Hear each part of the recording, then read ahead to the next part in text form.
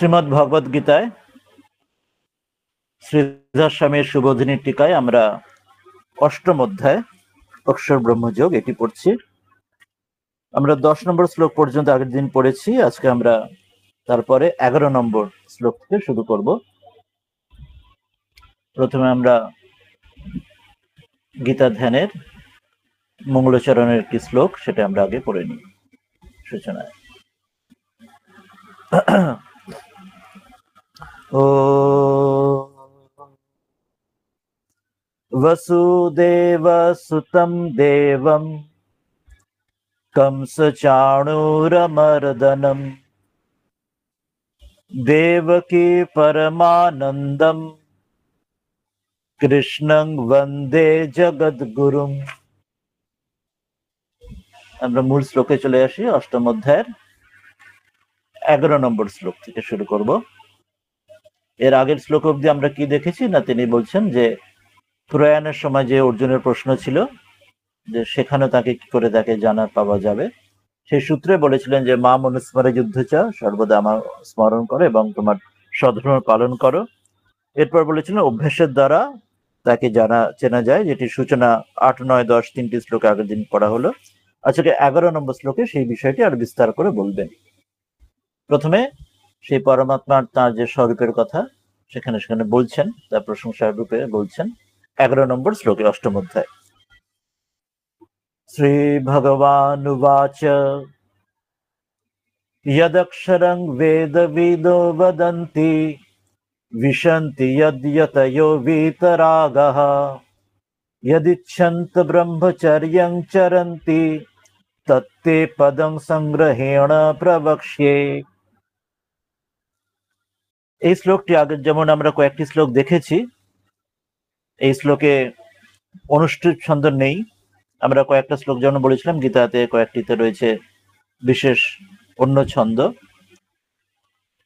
যাতে আমরা ইন্দ্র বজ্র, উপেন্দ্র বজ্র ইত্যাদি যে ছন্দগুলি আসছে,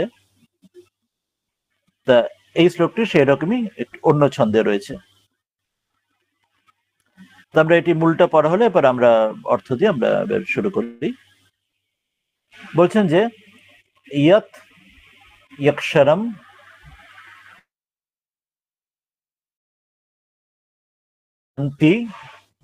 বিশন্তি ইয়ৎ यतयः वीतरागः यत् इच्छन्तः ब्रह्मचर्यं चरन्ति तत् ते पदं संग्रहेण प्रवक्ष्ये।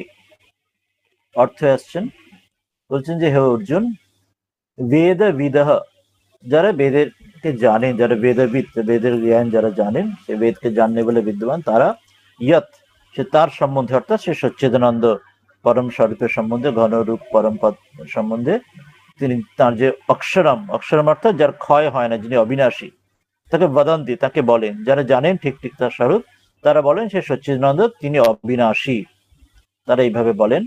আর কি, যারা বিতরাগাহা, যাদের রাগ অর্থাৎ রাগ দ্বেষ, যে আসক্তি যার দূর হয়েছে, যারা আসক্তি রহিত, যারা সেই যতায়াহ অর্থাৎ ইয়তি, ইয়তি অর্থাৎ যে যত্ন যারা করছেন, প্রযত্ন করছেন, অর্থাৎ সেই সন্ন্যাসী, সেই সাধক।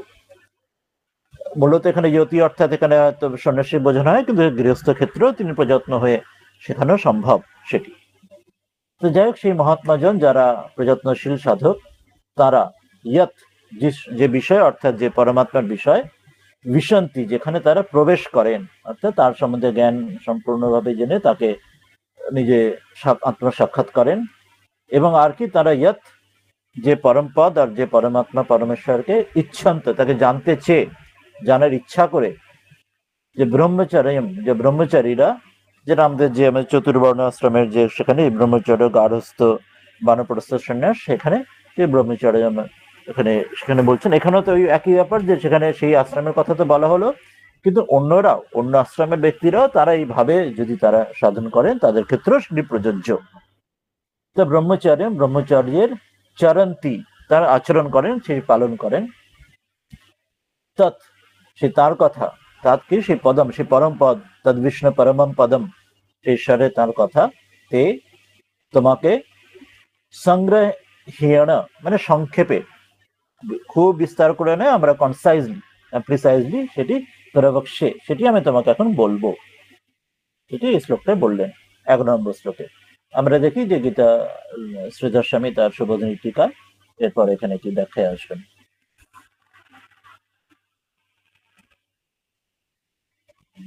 আমরা 11 নম্বর শ্লোকে আসবো, তাই তো?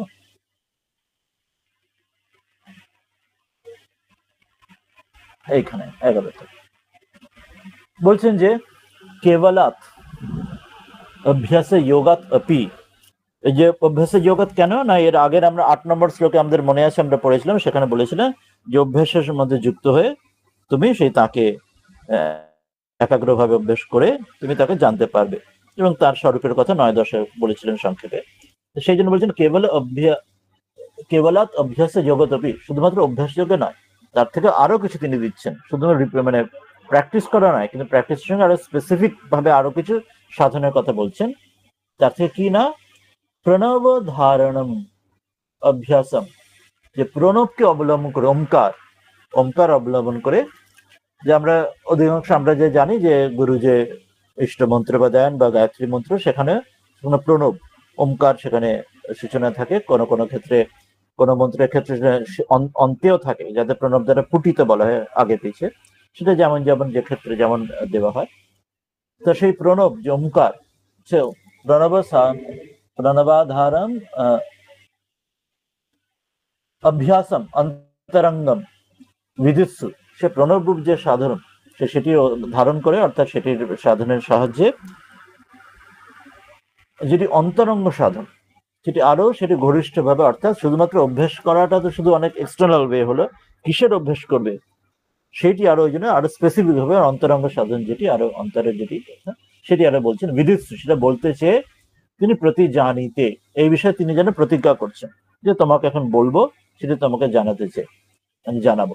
সেটি 11 নম্বর শ্লোকে তিনি সূচনা করছেন যে যদ অক্ষরম বেদ বিদ বদন্তি विशन्ति यत् यतय वीतरागः यदिच्छन्त ब्रह्मचर्यं चरन्ति तत्ते पदम संग्रहेण प्रवक्ष्ये। এটা বলছেন यदक्षरम, প্রথমে यदक्षरम প্রথম কথা দিয়ে শুরু করছেন, অর্থাৎ বেদান্তজ্ঞা বদন্তি, যারা বেদান্ত যারা জানেন, যারা বেদের অর্থ তারা জানেন, তারা এই যে যদক্ষরম এ বিষয়ে বলছেন কোথেকে না, তিনি শ্রুতি থেকেই, বৃহদারণ্যক উপনিষদ থেকে একটি তিনি এখানে মন্ত্র উচ্চারণ করছেন, বলছেন সেটির সাহায্যে বলেছেন যে সেখানে সেই মন্ত্রে রয়েছে বৃহদারণ্যক উপনিষদে এতস্য অক্ষরস্য প্রশাসনে গার্গী তিষ্ঠতঃ। যাজ্ঞবল্ক্য সেখানে বলছেন গার্গীকে যে হে গার্গী, এই যে অক্ষর যার ক্ষয় হয় না, যিনি অবিনাশী, যে তিনি প্রশাসন অর্থাৎ তার শাসনের দ্বারাই এই যে সূর্য, এই যে চন্দ্র, এগুলি তারা ধারণ করে, এগুলো নিজ নিজ কার্য যেন করছে, তারা যেন নিজের কার্য থেকে বিচ্যুত হচ্ছে না, তার শাসনের দ্বারাই এটি সম্ভব হচ্ছে।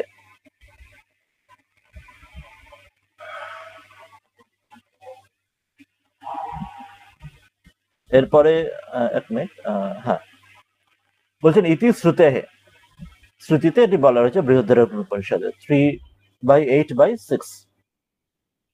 এরপর বলছেন যদক্ষরের কথা এটি বলা হলো যে তিনি অবিনাশী, শ্রুতি প্রমাণ দিয়ে। এরপর বিতরাগ, বিতরাগ অর্থ বলছেন ইয়ভ্য তে, যারা বিতরাগ কারা না, যারা হচ্ছেন বিতরাগা ইয়তয়, যাদের রাগ অর্থাৎ রাগ দ্বেষ যাদের বিত হয়েছে, অর্থাৎ চলে গেছে, যারা সম্পূর্ণভাবে দূর হয়েছে, আসক্তি দূর হয়েছে, যাদের ক্ষেত্রে আর আসক্তি নেই, যাদের মধ্যে বিষয়ের অনুরাগ সব দূর হয়েছে, তারা হচ্ছে বিতরাগা। এবং সেই রকম যে যতয়ঃ, সেরকম যে জ্যোতিরা, জ্যোতি অর্থাৎ যারা প্রযত্নশীল সাধক, সেটা সন্ন্যাসী মূলত হতে পারেন বা অন্য আশ্রমেও সেটা সম্ভব। তো তারা প্রযত্নবন্ত, ওই যে যতহি অর্থাৎ যত্নশীল যারা, প্রযত্নবন্ত তিনি প্রযত্ন করছেন, যারা প্রচেষ্টা করছেন, তারা যদ বিশন্তি, তাতে তারা প্রবেশ করেন, প্রবেশ করেন মানে তার সঙ্গে তারা এক হয়ে যায়। বলা হয় সুশ্রুতিতে ব্রহ্মবেদ ব্রহ্ম এব ভবতি, ব্রহ্মকে জেনে ব্রহ্মই হয়ে যান, তার থেকে এক হয়ে যান, আর কোনো অভেদ ভাব হয়ে যায়, ভিন্ন কিছু থাকেন না। তো সেটি বলছেন যে তারা যারা এই সমগ্র আসক্তি দূর হলে তারা প্রযত্নের মাধ্যমে সাধনের মাধ্যমে তার কৃপায় তার সঙ্গে এক হয়ে যান, তার মধ্যে প্রবেশ করেন মানে তার সঙ্গে এক হয়ে যান, তার থেকে আর কোনো ভিন্নতা থাকে না।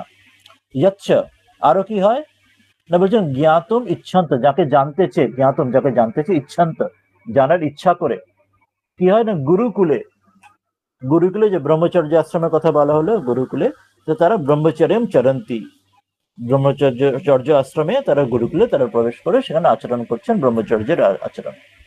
ব্রহ্মচর্য এক অর্থে সেলিবেসি একটা অর্থ আছে, আর অন্য অর্থ হচ্ছে ব্রহ্মেণ চরতি, অর্থাৎ ব্রহ্ম ভাবে সেটা বিচরণ করা, অর্থাৎ তারা গুরুকুলের ক্ষেত্রে তাদের বেদ অধ্যয়ন ইত্যাদি শ্রদ্ধায়, আর অন্য ক্ষেত্রে যেটি হবে তারা ব্রহ্মের মধ্যে অর্থাৎ ব্রহ্মণী চারতি, অর্থাৎ সেখানে তারা ব্রহ্ম ভাবেতি তার মধ্যেই থাকা, অর্থাৎ সেখান থেকে বিচ্যুত না হওয়া, সর্বদা ঈশ্বর ভাবে ভাবিত থাকা, এটিও আরেকটি অর্থ।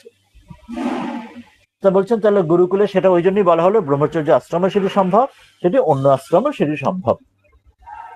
আর গুরুকুলে মানে অর্থাৎ যে গুরুকুলে মানে স্থান বিশেষও তাই, আর অন্য অর্থে গুরু যেটা দিয়েছেন, গুরু কি দিয়েছেন না ইষ্ট যে মন্ত্র দিয়েছেন, কোথায় দিয়েছেন, হৃদয়ে দিয়েছেন, গুরু মস্তকে রয়েছেন, মস্তকে তিনি নিজের পাদপদ্ম দ্বারা কৃপা করছেন।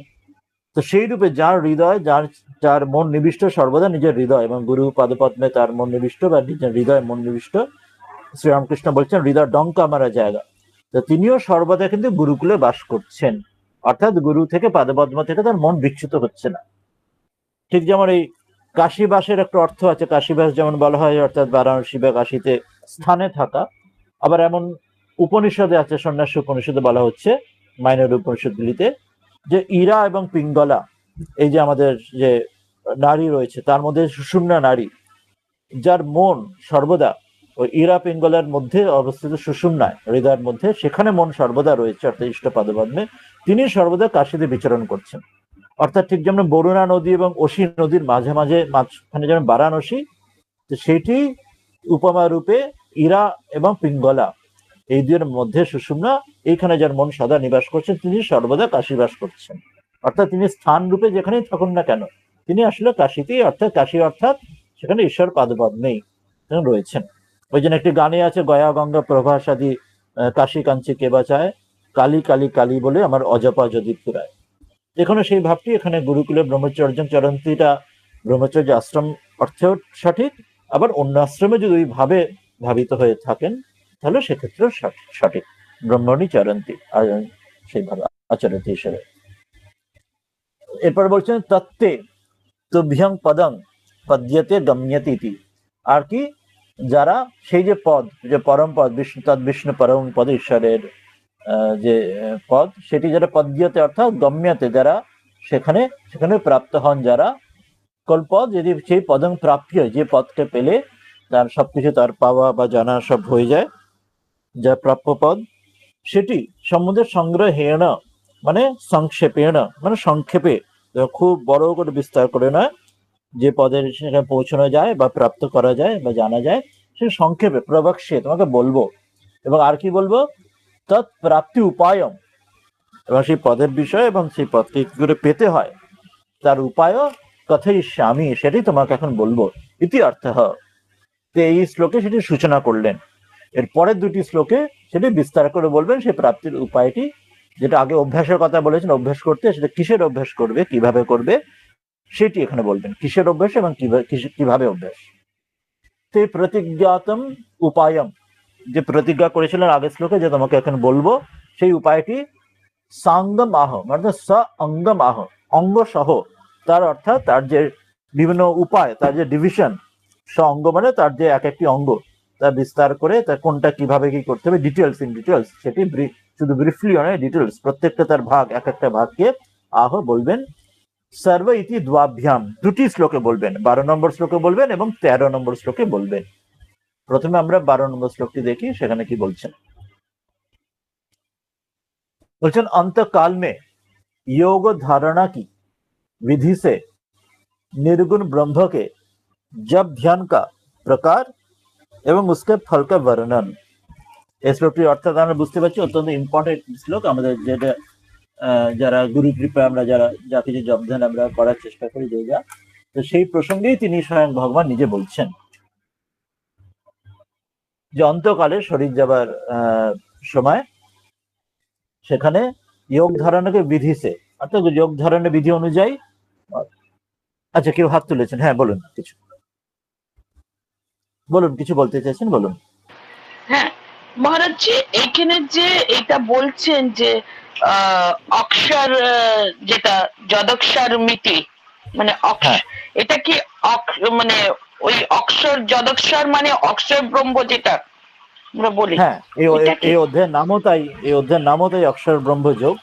যার যিনি আচ্ছা। খর নন, খর নন মানে যার ক্ষয় হয় না, যার কোনো ডিকে হয় না, যার বিনাশ হয় না, এই জন্য অর্থ দিচ্ছেন অবিনাশী।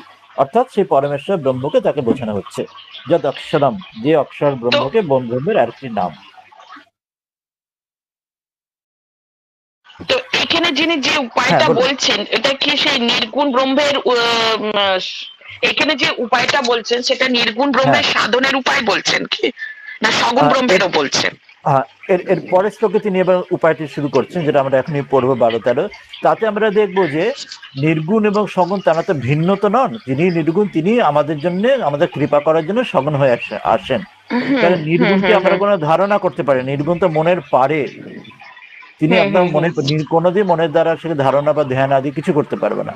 সেই জন্য তিনি হুম হুম কৃপা হুম করে যেন আমাদের কাছে একটা রূপ ধরে, কখনো সাকার রূপে বা কখনো নিরাকার রূপে, সগুণ রূপে এসে তিনি সগুণ ব্রহ্মরূপে, নিরাকার বা সাকার যে রূপে এসে তিনি আমাদের কাছে এসে ধরা দেন, তিনি যে অধরা আমাদের কাছে ধরা দেন।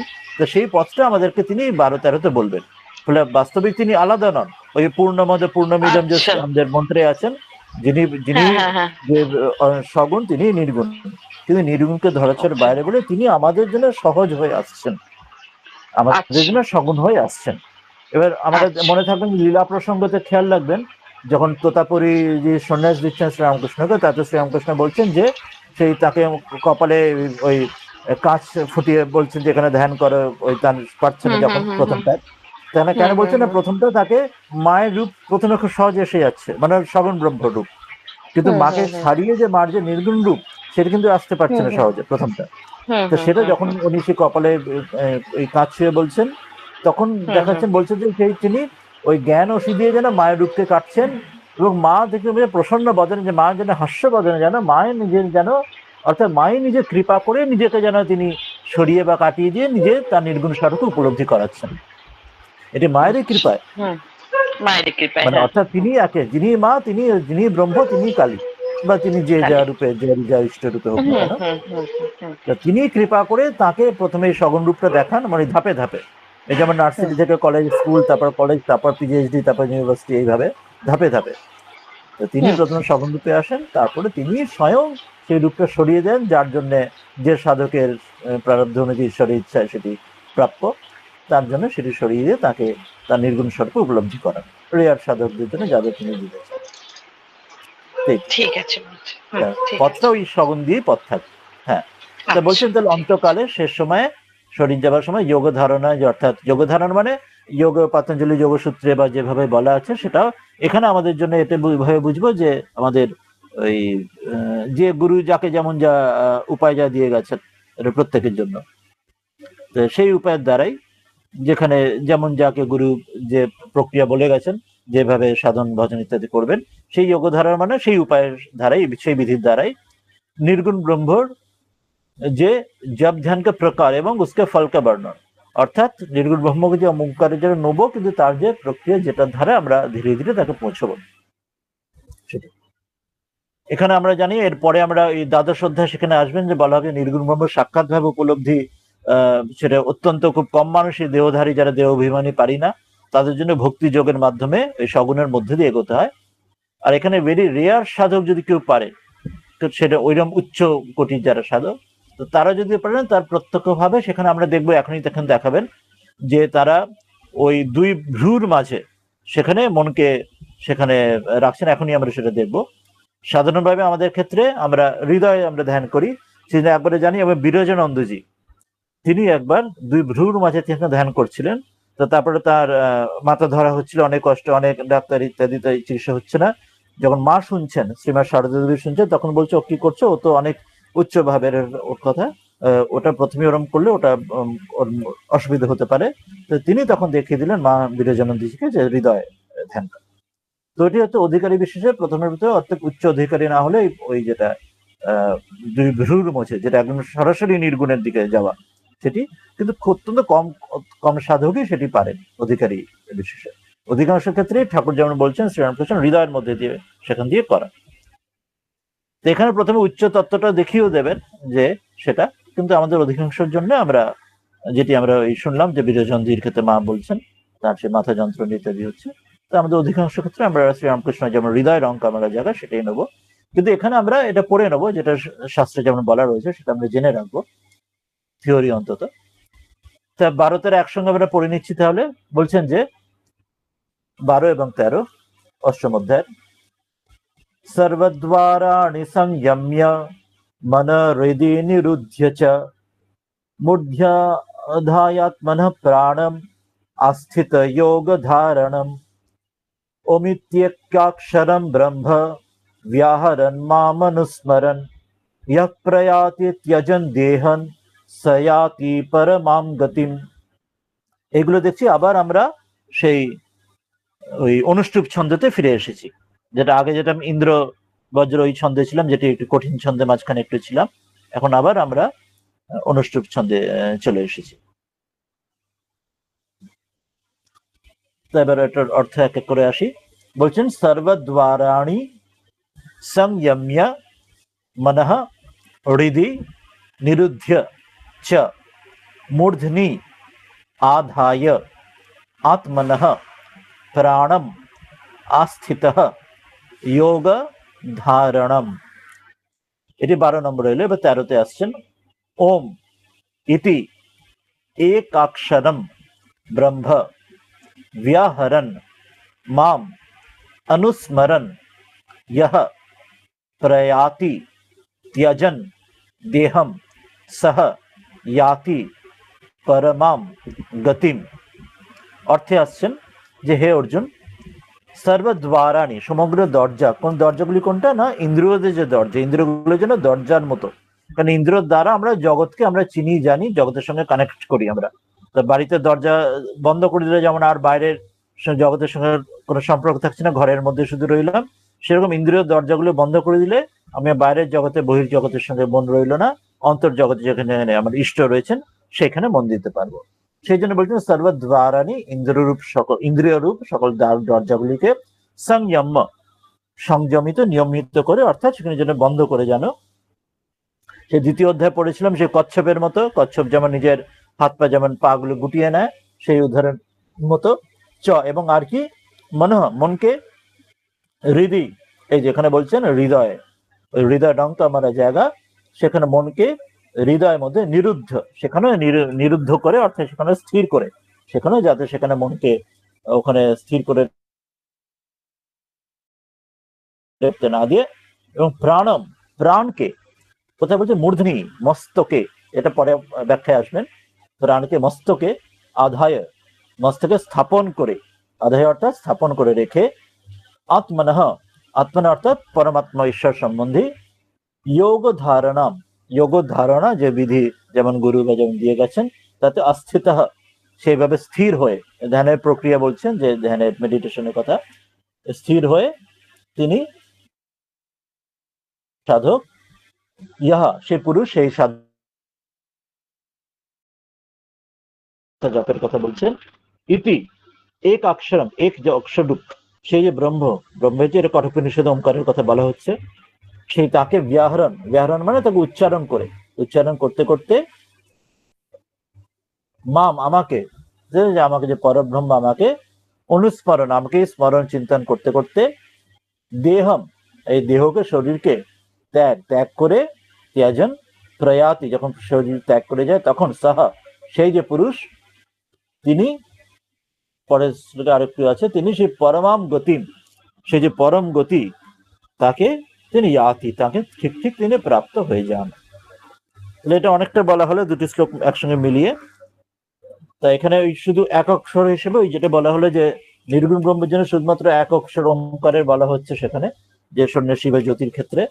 কিন্তু সাধারণভাবে আমরা বললাম সগুণ ব্রহ্মের ক্ষেত্রে আমরা যেমন ধরুন শিবের ক্ষেত্রে ওম নমঃ শিবায় আছে, বা আমরা বাসুদেবের ক্ষেত্রে ওম নমঃ ভগবতে বাসুদেবায়, অথবা অন্যান্য ইষ্ট যা যা যা ইষ্ট যা গুরু যা মন্ত্র যেমন যাকে দিয়েছেন, তো সেই অনুযায়ী, বা যেমন গায়ত্রী মন্ত্র আমরা জানি ইত্যাদি। তো সেখানে শুধুমাত্র নির্গুণ নয়, সেখানে সগুণের ক্ষেত্রেও এই প্রক্রিয়াটি সেইভাবে প্রযোজ্য। শুধু মূর্ধনির ক্ষেত্রে, মাস্তকের ক্ষেত্রে আমরা একটু বিস্তারে সেটা ব্যাখ্যাতে আসবো, যেখানে দেখবো শ্রীধর স্বামী সেখানে কি বলছেন। আমরা থিওরিটি এখানে জেনে নেবো, যেটি উচ্চ অধিকারের জন্য এতটা হবে। আমরা যে যে ওই জায়গায় সম্পূর্ণ পৌঁছতে পারবো না, যেটা আমি উদাহরণ সেই বিরোজন যে উদাহরণ দিলাম শ্রীমা বলছেন, সেক্ষেত্রে আমরা কিন্তু প্রক্রিয়া যখন পালনের সময় আমরা নিজ নিজ গুরু যাকে যা দিয়েছেন আমরা কিন্তু সেটা পালন করবো। এটা কিন্তু মনে রাখতে হবে। আমরা যা শুনবো সবকিছু হাজি হাজি করতে রহো, তুলসীদাস যেন বলছেন ব্যাঠে আপনার ঠাম। সেই জন্য আমরা শাস্ত্র শুনবো, যেমন গুরু এখানে যা বলছেন, গীতা যা বলছেন, বা অন্যান্য উপনিষদ স্মৃতিতে বলছেন, কিন্তু পালনের সময় আমরা গুরুরূপ ছাঁকনি দিয়ে কিন্তু ছেঁকে নেবো। এটা ভেরি ইম্পর্টেন্ট। আমরা নিজ নিজ গুরু যাকে যা পালন করতে বলেছেন সেইরকম একটা ছাঁকনির মতো যেন ওটা দিয়ে ছেঁকে সেখানে পালনীয় সেটা নেবো, করবো পালন সময়। বাকি জেনে নেবো, বাকি সবকিছু আমরা জানবো, সেটি তার মধ্যে যেটুকু গুরু বাক্যের অনুকূল হবে সেটা ততটা অনুসরণ করব। বাকি সেটা গুরু বাক্য অনুকূল হবে না, বুঝবো সেটি অধিকারী বিশেষে আমার জন্য প্রযোজ্য নয়, আমার জন্য আজকের অবস্থায় সেটা আমার গুরু যা বলেছেন সেটা প্রযোজ্য। কিন্তু থিওরি আমরা এটা জেনে রাখবো, যাতে আমাদের জানা যাবে যে আমাদের বিস্তারে আরো আমাদের নলেজ, জ্ঞানের গভীরতা, অন্তত পরোক্ষ জ্ঞানের গভীরতা বাড়বে। তো সেটি আমরা 12-13তে আসি। বলছেন প্রতিজ্ঞাতম উপায়ম, যে প্রতিজ্ঞা এর আগে শ্লোকে করলেন যে আমি জানাবো তোমাকে, সব বলবো। সেই উপায়টা সা অঙ্গম আহ, অঙ্গ সহিত, অর্থাৎ তার যে এক এক ভাগ সহিত, ওই যেমন ওমকারের কথা হৃদয়ে মন রাখা, তারপরে ওই মস্তকে প্রাণ ইত্যাদি যেগুলো পড়বো, সে এক এক অঙ্গের সাহায্যে সর্বমিতি দ্বাভ্যাম, দুটি শ্লোকে তিনি বলবেন। প্রথম 12 নম্বর শ্লোকে বলছেন সর্বদ্বারাণি সংযম্য মনো নিরুদ্ধ, মনো হৃদি নিরুদ্ধ চ মূর্ধ্যা ধ্যায়াৎ মনঃ প্রাণম আস্থিতঃ যোগ ধারণম। বলছেন সর্বাণি ইন্দ্রিয় দ্বারাণি, সমগ্র ইন্দ্রিয় রূপ যে দ্বারগুলো, দরজাগুলি, সেগুলো সংযম্য, সেগুলো সংযমিত, নিরুদ্ধ করে, সেগুলি যেন প্রত্যাহার করে। আমরা জানি যে পতঞ্জল যোগসূত্রে তাতে বলা হচ্ছে কি না, ইয়ম নিয়ম, আসন প্রাণায়াম, এরপরে প্রত্যাহার, ধারণা, ধ্যান, সমাধি।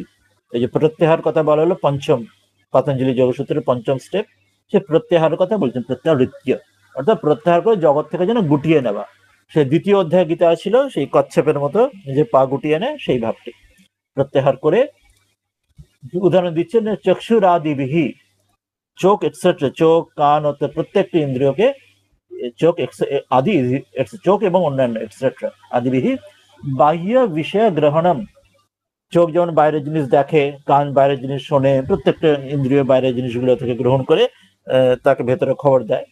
তো সেগুলি বাহ্য বিষয় গ্রহণম, বাইরের বিষয় যে গ্রহণ করে সেগুলি অকুর্বন, বাহ্য বিষয় গ্রহণম অকুর্বন, না করে, অকুর্বন মানে না করা, সেটি অকুর্বন ইতি অর্থ। অর্থাৎ প্রত্যাহারের অর্থ বলছেন বাইরের বিষয়গুলি চোখ কান ইত্যাদি দ্বারা গ্রহণ না করা, অকুর্বন, না করা, না করে, এটি অর্থ বলা হলো। আর মনের ক্ষেত্রে একইভাবে বলছেন মনশ্চ, মনো তাই এটসেট্রা, যে চ এবং হৃদয়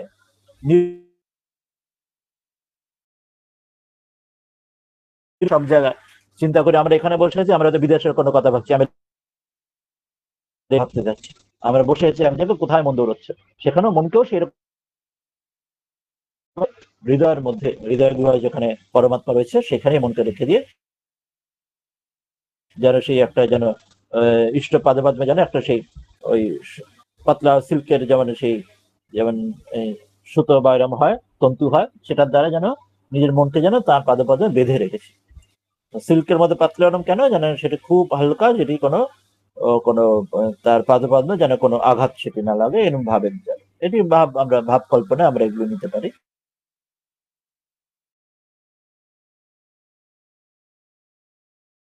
বিষয় স্মরণম, বিষয় স্মরণ, মনে আমরা বাইরের বিষয়, জগতের বিষয়ে ভাবতে থাকি, সিনেমা, ক্রিকেট ইত্যাদি ইত্যাদি, সেসব না করে সেখানে অকুর্বন ইতি অর্থ, সেখানে বাইরের বিষয়, মনের যে বাইরের বিষয় সেটি না ভেবে, যেমন চোখ কান যেমন বাইরের বিষয় না দেখে না শুনে, ইতি অর্থ বলা হলো। এবার মূর্ধনি, মূর্ধনি মানে হচ্ছে মস্তক, সাধারণভাবে মূর্ধন্য অর্থ মস্তক, কিন্তু এখানে স্পেসিফিক করা হচ্ছে, আসলে মূর্ধনি মানে জেনারেল মস্তক বলা হচ্ছে না এখানে, সেখানে আমরা মনে আছে আমরা 10 নম্বর শ্লোকে আমরা পড়েছিলাম, সেখানে বলা হয়েছিল আগের দিন ভ্রুবর মধ্যে প্রাণ অবশ্য সম্যক। আমরা যদি মনে থাকে 10 নম্বর শ্লোকে আগের দিন পড়েছি, ভ্রুর মধ্যে, দুই ভ্রুর মধ্যে, যেটা আমরা আগেও বলেছিলাম যে আগের ষষ্ঠ অধ্যায়ের সঙ্গে নাসাগ্রে সেখানে বলা হয়েছিল 6 চ্যাপ্টারে। নাসাগ্রে মানে নাকের যে টিপ অফ দ্য নোজ, এটা আমরা মনে হয় নাসের অগ্র, কিন্তু এখানে টিপ মানে নাক যেখানে শেষ হচ্ছে সেটি নয়, এখানে নাক যেখানে শুরু হচ্ছে, নোজ যেখানে beginning of the nose. Beginning of nose কোথায় না দুটো ভ্রুর মাঝখানে। আমরা ওখানে অনেকটা ভুল করি যে নাসাগ্রে অর্থাৎ টিপ অফ দ্য নোজে সেখানে ধ্যান করতে বলা হচ্ছে ভেবে নি, কিন্তু না, নাসাগ্র মানে যে বিগিনিং অফ দ্য নোজ, সেই অগ্রভাগটা যেটি হচ্ছে দুই ভ্রুর মাঝখানে, ভ্রুবার মধ্যে, যেটা 10th শ্লোকে পড়েছে দুটো শ্লোক আগে আগের দিন। সেখানে প্রাণকে সেখানে ধরে রেখে, এখানেও সেটা মূর্ধনীয় মাধ্যমে, এখানে মস্তকের শব্দের মাধ্যমে, যেখানে মাথায় বলা হচ্ছে না, এখানে সেই জন্য শ্রীদর্শনের টিকা বলে দিচ্ছেন এখানে ভ্রুবর মধ্যে, দুটো ভ্রুর মাঝখানে, অর্থাৎ যেটি আমাদের তৃতীয় নয়ন যেটি বলা হয়, উইজডম, আমাদের যেটা আমাদের তৃতীয় নয়নের সেই উইজডম চক্ষু, সেখানে তৃতীয় নয়ন যে স্থান যেটি বলা হয়, সেই স্থানটিতে প্রাণমাধে, প্রাণকে সেখানে যেন স্থাপিত করে যোগস্য ধারণম, যোগের ধারণা করা, যে স্থৈরম আস্থিত আশ্রিত বানসন, এবং সেখানে প্রাণকে স্থাপন করে সেখানে যোগের ধারণা করবে, অর্থাৎ যে স্থিরতাকে, যে স্থির হয়ে সেখানে যে যোগের ধারণা, সেখানে ওই প্রত্যাহার, তারপর ধারণা, তারপর ধ্যান, তার সমাধি, যে ওই স্থান, তো ওই প্রত্যাহারটা আগে বলা হলো, এরপর ধারণার কথা বলা হচ্ছে। যদি এখানে প্রাণকে ধারণ করার যেটা বলা হয়েছে, সেটার জন্য তার আগে যে প্রাণায়াম ছিল যোগ শাস্ত্রে, যমনায়াম নিয়ম আসন, তার প্রাণায়াম ছিল, তারপরে প্রত্যাহার ছিল, প্রত্যাহারটা আমরা একটু আজকে পড়লাম, প্রত্যাহৃত্য, তারপরে ধারণা ছিল, ধারণাটা এখানে বলছেন যোগ ধারণাম, এরপরে ধ্যান, তারপর সমাধি। সেখানে প্রাণায়ামে যেটা বলা আছে, প্রাণায়ামের সময় পুরক এবং রেচক এবং কুম্ভক, কুম্ভকের সময় সে শ্বাসকে, প্রাণকে নিজের অন্তরে সেখানে ভেতরে ধারণ করা। তো ওই যে কুম্ভকের ধারণ করার কথা বলা হচ্ছে, যেটি যে ভেতরে প্রাণকে ধারণ করা, সেই প্রক্রিয়া এখানে বলছে ভ্রুবর মধ্যে প্রাণকে ধারণ করা, সেই ওদের ওইভাবে বোধ করে যে আমি ওইখানে আমার থাকছে, সেইখানে যেন আমি একভাবে মনকে আমি স্থির করে ওখানে মনকে হৃদয় রেখে প্রাণকে যেন ওইখানে ধারণ করছি। এটা যারা যোগ সাধনা যারা করেন তাদের জন্য এটা তারা বিস্তারভাবে তারা, আমরা শুধু থিওরিটা বলছি, কিন্তু বিস্তারটা যারা গুরুর কাছে, জেনে যোগ যিনি গুরুর কাছে, তিনি সেটা ঠিকভাবে এটা বিস্তারে সেটা ব্যাখ্যা দিতে পারেন। কিন্তু আমরা বললাম সেটাই আমরা কিন্তু আমরা নিজ নিজ গুরু যাকে যা বলে গেছেন, তাকে যদি প্রাণায়াম বলে গিয়ে থাকেন বা না বলে গিয়ে থাকেন, যার যার গুরু যেমন যা বলেছেন, তো সেটি অনুসরণীয়। আর প্রাণায়ামের ক্ষেত্রে আমরা যেমন জানি যে ওটি ঠিক যোগ্য গুরু না হলে সেটি অনেক অসুবিধা, শারীরিক অনেক অসুবিধা আসতে পারে। আর সেটি সেরকম কন্ট্রোলড অ্যাটমসফিয়ারে সে যদি আমরা যদি করতে না পারি, সেটা উল্টে ক্ষতি হতে পারে, ভালো জায়গায় উল্টো ক্ষতি হতে পারে। অনেক ব্রহ্মচর্য, যেটা আগে বলা হলো সেলিবেসি, অনেক কঠিন নিয়ম কারণের মধ্যে নিতা আহার, নিদ্রা এবং কাজকর্ম সবকিছুর মধ্যে খুব কন্ট্রোলড ওয়ে থাকা দরকার। তো সেই জন্য সেটি যদি প্রত্যেকের গুরুর যদি এরকম না দেওয়া থাকে, এটা শুধু থিওরি আমরা শুনে রাখবো, নিজেরা যেন আমরা ওটা জোর করে চেষ্টা না করতে যাই।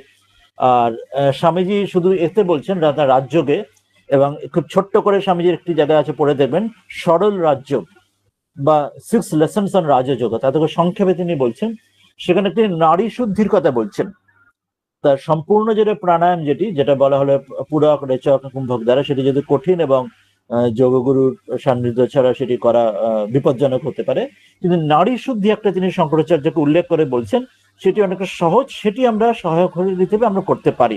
নারী শুদ্ধিতে কি বলা হচ্ছে সেই পুস্তক আপনারা পড়ে নিতে পারেন, স্বামীজির কমপ্লিট বাণী রচনা, তাতে পুরক বলা হচ্ছে এবং রেচক বলা হচ্ছে, কিন্তু উইদাউট কুম্ভক, কুম্ভক না করে শুধু পুরক গ্রহণ করা, এক নাসিকে দিয়ে গ্রহণ করা, আবার অন্য নাসিকে বন্ধ করে অন্য নাসিকে ত্যাগ করা, আবার পুরক গ্রহণ, আবার অন্য নাসিক দিয়ে গ্রহণ করে অপর নাসিক দিয়ে ত্যাগ করা, পুরক এবং রেচক কিন্তু কুম্ভক নয়, সেটাকে নারী শুদ্ধি বলা হয়। সেটি আমরা করতে পারি, অল্প যেটুকু আমরা পারি, খুব খুব বেশি করে নয়, যারা শ্বাসের রোগ টোগ থাকলে বা হার্টের রোগ থাকলে খুব বেশি নয়, অল্প সংখ্যক, খুব বড় সংখ্যক গুনতে হবে না, খুব অল্প সংখ্যাকে সেখানে ওমকার জপ করে করতে পারে, অথবা যদি ইষ্টমন্ত্র জপ করেও করতে পারে, কিন্তু তাতে পুরক রেচক উইদাউট কুম্ভক করা ভালো, কুম্ভক না করা ভালো। সেক্ষেত্রে কোন কোন ক্ষেত্রে স্বামীজি বলছেন সম্ভব হলে কুম্ভক, অর্থাৎ যেটা আমরা ভেতরে শ্বাসরুদ্ধ করি, সেটা তো একদমই নয়, কোন কোন ক্ষেত্রে বাইরে কুম্ভক, অর্থাৎ শ্বাসটা রুদ্ধ করছি, বাইরে শ্বাসটা ছেড়ে বাইরে শ্বাসটা আটকাচ্ছি, ভেতরের শ্বাসটা আটকাচ্ছি না। ভেতরের কুম্ভক যেটি স্ট্যান্ডার্ড যেটি কুম্ভক বলে সেটি নয়, শ্বাস ত্যাগ করে বাইরে শ্বাসটা আটকাচ্ছে কিছুক্ষণ কুম্ভক, সেটি কম ক্ষতিকর, সেটি সেরকম অতটা ক্ষতিকর নয়। তা সেটা খুব কম মাত্রায়, সেটা যদি কেউ সম্ভবে সেটা নিজ নিজ ভাবে অনেক বুঝে শুনে সেটা ভেবতে পারেন। আর নারী শুদ্ধিটা সেটা করতে পারেন, যেটা কুম্ভক ছাড়া শুধু পুরকর রেচক, সেটি শঙ্করাচার্য বলছেন, স্বামীজি উল্লেখ করছেন সরল রাজ্য এবং 6 লেসন্স অফ রাজযোগতে। যাক, আমরা এই 12 শ্লোকটা পড়লাম, এবার 13তে সেই বিষয়টি কি উচ্চারণ করবেন, উচ্চারণ মানে মনে মনে, সেখানে তো বাইরে উচ্চারণ নয়, মনে মনে উচ্চারণ, কথা স্মরণ ওই জন্য বলা হচ্ছে।